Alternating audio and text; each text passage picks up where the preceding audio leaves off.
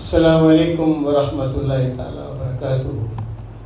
இன்றைய பிறை ரமலான் 10 நிறைவாக ரஹ்மத்து இன்றையோடு முடிவடைகின்றது. நாளைக்கு பாவ மன்னிப்பு, அதுக்கடுத்து நரகத்தின் விடுதலை.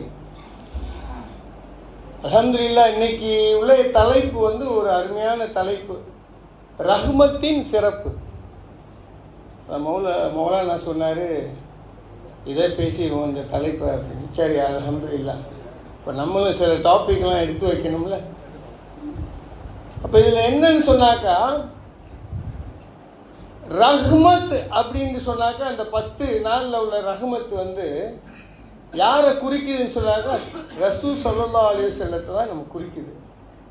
அவங்களுக்கு கொடுத்த பட்டம் ரஹ்மத்துல் ஆலமீன். அல்லாஹ்வுடைய பேர் ரப்புல் ஆலமீன். அதனால் என்னன்னு சொன்னாக்கா, தமிழில் இதுக்கு அழகான ஒரு அர்த்தம் இருக்குது. வசந்தம் அப்படின்னு சொல்லலாம்.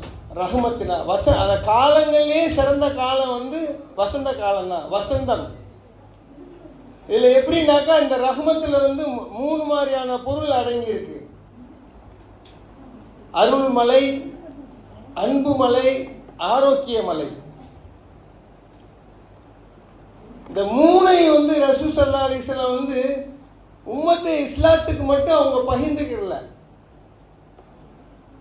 முஸ்லீம் அல்லாதவர்களுக்கும்,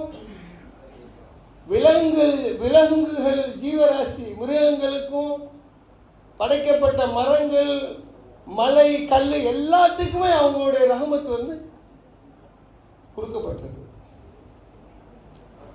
ஒரு இதில் உலமாக்கள் சொல்கிறாங்க எப்படின்னாக்கா, முதல்ல அல்லாஹ் அந்த ரஹ்மத்தை அதாவது ரசூல் ஸல்லல்லாஹு அலைஹி வஸல்லம் படைச்சிட்டு தான் ரஹ்மத்தை படைச்சிருக்காங்க. அப்போ அவங்களுக்கு கொடுக்கப்பட்ட ஒரு அருக்கொடை, நம்ம உம்மத்தை முஹம்மதி அவங்களுக்கு கொடுக்கப்பட்ட ஒரு அருக்கொடையை பாருங்கள். அப்போ இந்த நம்மளுக்கு